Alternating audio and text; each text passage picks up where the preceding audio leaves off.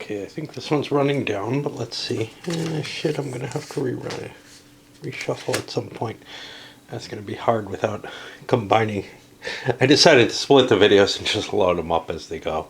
Not worry about trying to run it through the damn Movie Maker. They're reasonable sized, I think.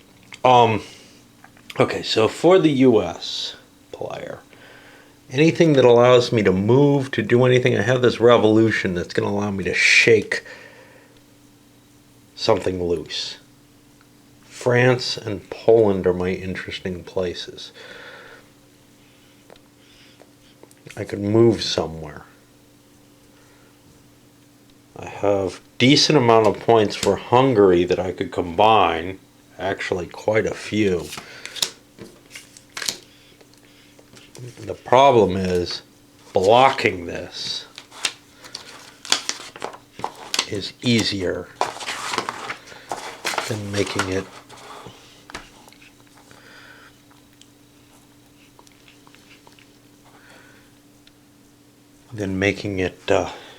the actual event. You can block with any old cards. So I could burn through a lot of Red's cards and hurt them on their turn. That might be kind of a cool strategy given what I have in my hand. I got 9 points here that I could throw, and then I could throw a revolution. I think that's pleasant. I think that's the best I can do. I had this military transport where I could go somewhere, but I can't throw a bunch of cards down. This will pillage the red player's hand and buy me some time. So he's got to come up with 9 points of crap, and it's got to be red crap. Well, he's only got 6 in red crap. I got another gadget research I could throw, and that would still leave me with a nice handful. France is locked, though. Britain's locked. Mercenaries are useful. What if I throw 5? I need 7s. No, I need 9. So I need 4 more points, which means a pair of 3s would work. I can get rid of a blockade. That's not too bad.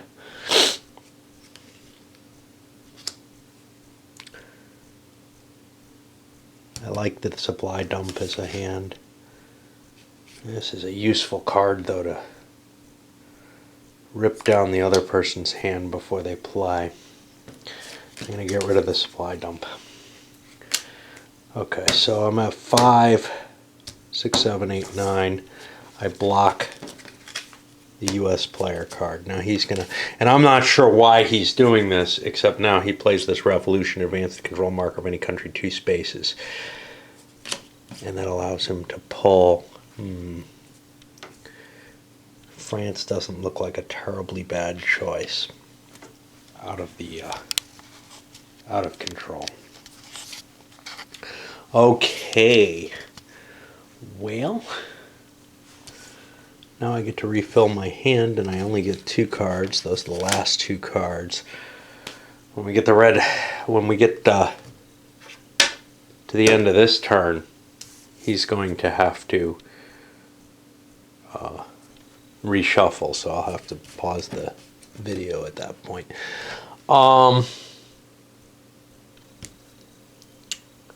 Where do I want to go? That's a big question, actually.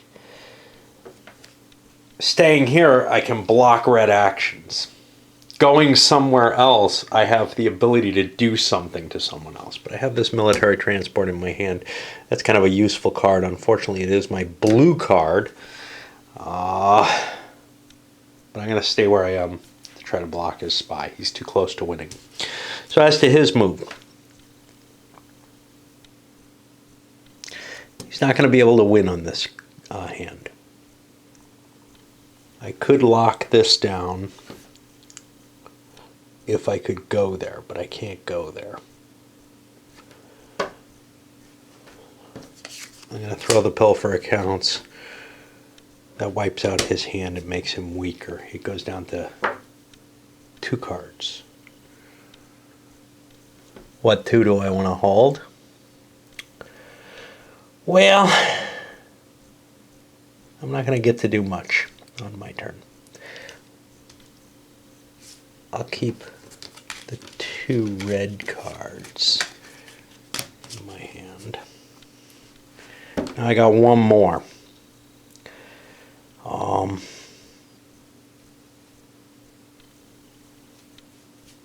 That one more play, I think I'm going to do the other gadget. That's going to allow me to discard to move each turn. I don't particularly want to use any of these cards for that, do I? Yeah, I'm going to discard this to allow me to move. It gets rid of a card I don't terribly want in my hand. And now we get a deck reshuffle. And that's one of the cool things about it is I've got this mobility, but I also have this ability to pillage my hand just before I do a reshuffle, just before I do a draw, if I've got some crappy cards. I like Mercenaries. Mercenaries are really cool. So I'm going to reshuffle and take another quick break since I have to pause this video all the time and I'm running out of juice in the... So now here we are with the U.S. player. Not a lot of a hand here, and not much ability to do anything there. He's got a gadget research, and he could play this paid informant. That might be actually pretty useful to force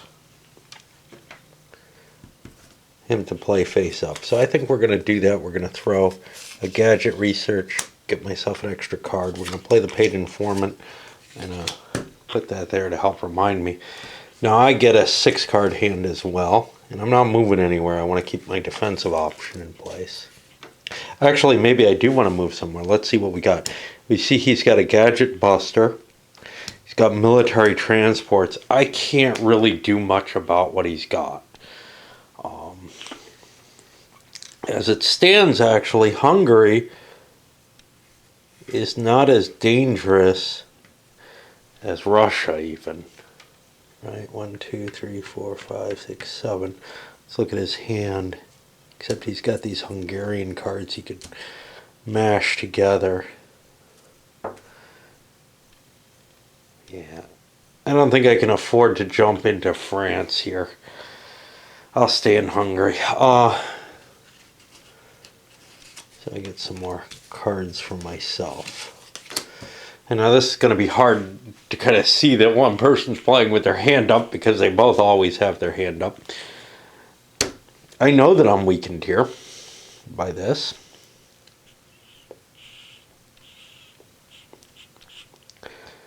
Can I win? I can almost certainly get this with my military transport to get me there. I got the points. Can I drop a 5-point bid here? Unfortunately, that's Poland that all my bid is on. Hungary, I'd only be getting a 3-point bid really with just one card. That's not going to stop anything. So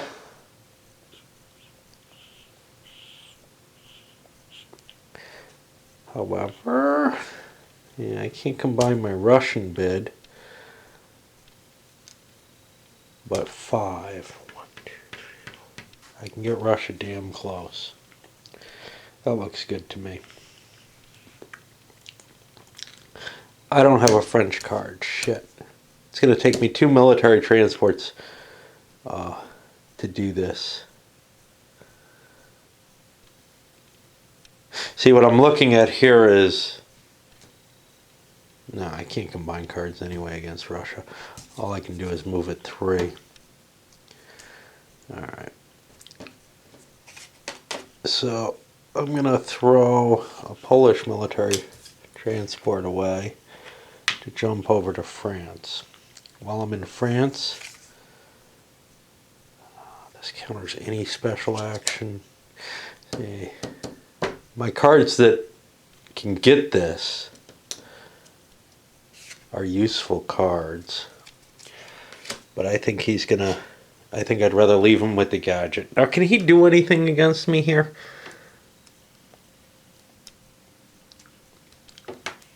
Yeah, he doesn't have anything he can play during my turn.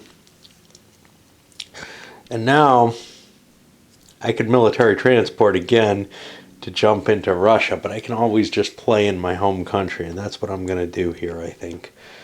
I'm going to drop these because that's going to give me more power to control what's going on.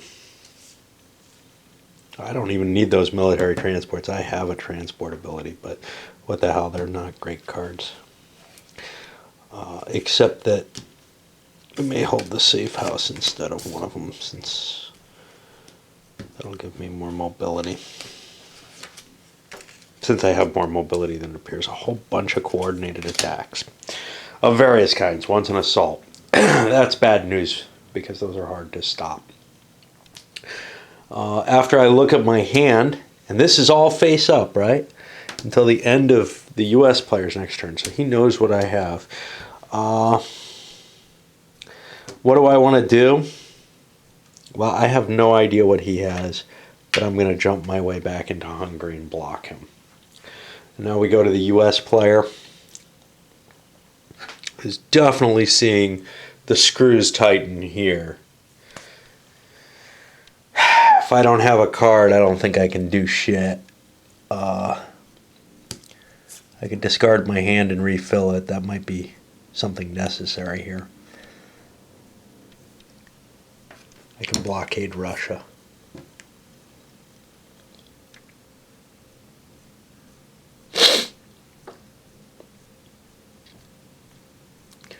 Yeah, okay.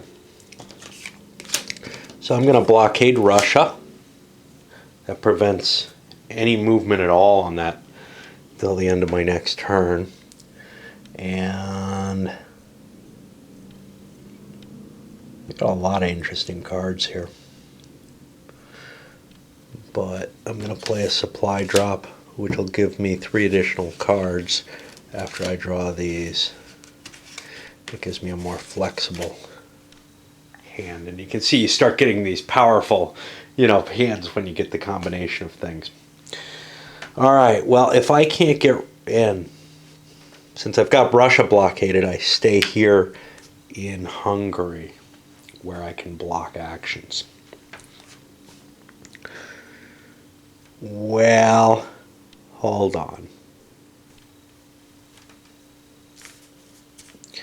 Before any of that happens, I want to cancel that blockade, which changes things a little bit. Did I want to play for the extra card? Is there something else I can do?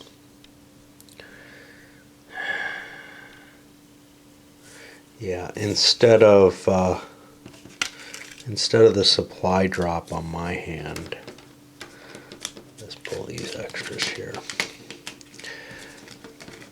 Instead of a supply drop, I wanted to play, because we're rewinding to another point, I wanted to play a pilfer accounts where he has to discard down to 2 cards.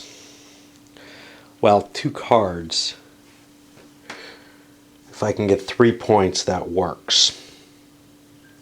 I got all these cool things. Some of them ain't gonna work very well.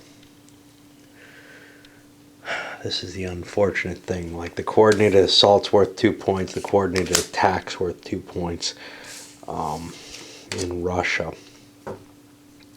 These others aren't worth holding comparatively. But the problem is these are cards that I could use for other purposes. All right, now we're on the Russian turn. I only have these 2 cards. I'm going to play a coordinated attack, but I'm going to only play it for the 2 points in Russia. And there's nothing the U.S. can do about that. So that pushes this down. And then I play this for 2 more points, which pushes the victory. There's nothing he can do about it. That's the end of the game. And you can see, the kind of dynamics that occur in this. There's certainly significant room for strategy and kind of an implied bluffing with things that you do. But overall, you're largely reacting to the cards that you draw.